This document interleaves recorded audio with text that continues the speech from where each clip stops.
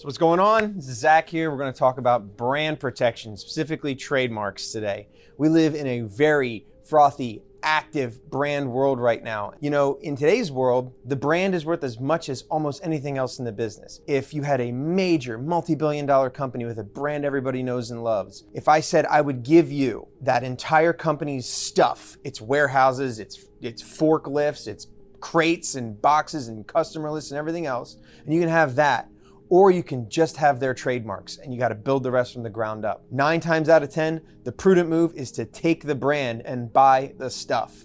The reason for that is that everybody knows that the brand is where the value lives. And as you're raising money, as you're building your company, making sales, all these things, you're building value in the brand. And if you're a founder, if you've started a company and you came up with something and it's yours and you feel like that, you feel like you've built something and you own it. Unfortunately, in that room and in that moment, you do not yet own it.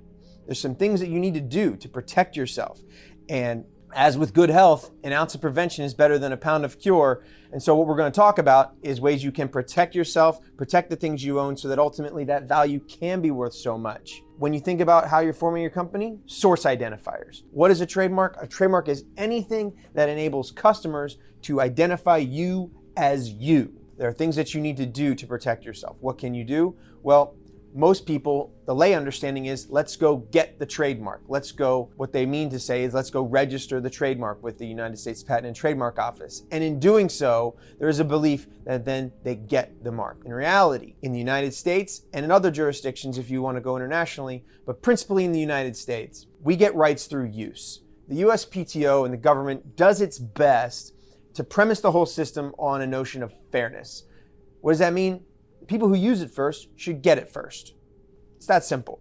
So if you use it first, you should get it first. But what if you've made significant investment on the front end or something, and then someone discovered it's an awesome brand, and then uses it, and by use we mean make sales. What if they make sales under the brand first before you? There are a couple things you can do to correct for that, but the easiest thing you can do is file an intent to use trademark application with the Patent and Trademark Office. That alerts the country, hey, I think I have the right to use this, I'm gonna make an investment in it, and once I do start using it, I'll get the registration. That's the loophole that the government provides with the get the trademark idea, that you can build some rights initially, make the investment you need to make, and then ultimately, once you've made sales, ratify your rights. You're going to be out there in the world making sales, and the more successful you get, you need to bake into the bread of your business the fact that there will be people out there who want a piece. But what we're worried about is if you have a reputation for quality, if you have a reputation for just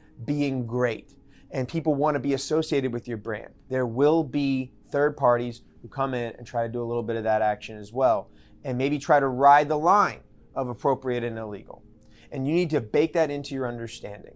And when it happens, what can we do? As I said, an ounce of prevention is better than a pound of cure. And as with prevention is much more inexpensive than cure. One thing you can do is street level enforcement. You can and should scour the internet to see if there's anybody using a mark in a way that infringes you.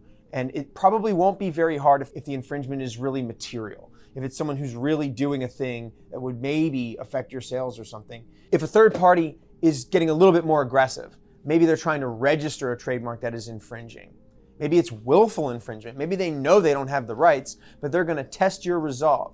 If they go to the USPTO and try to register their mark, well, what do? Well, if you've done the work and you have seen your rights on the register, the government's probably going to do the work for you and not let them get the registration. Ultimately, you may find yourself in a situation where, the USPTO might have denied the registration, or maybe they even didn't deny the registration, but you disagree with their conclusion, and you really need this third party to not use a mark that they've adopted that clearly infringes yours.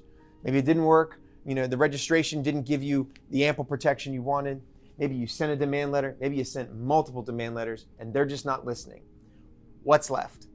Well, in the United States, there's only really one way to get an order on a piece of paper that would force that third party to stop using a mark that infringes yours. And the best way to avoid it is to call your lawyer or call your brand person or whoever one day early, not one day late. And in this way, you'll be super valuable. on into the future.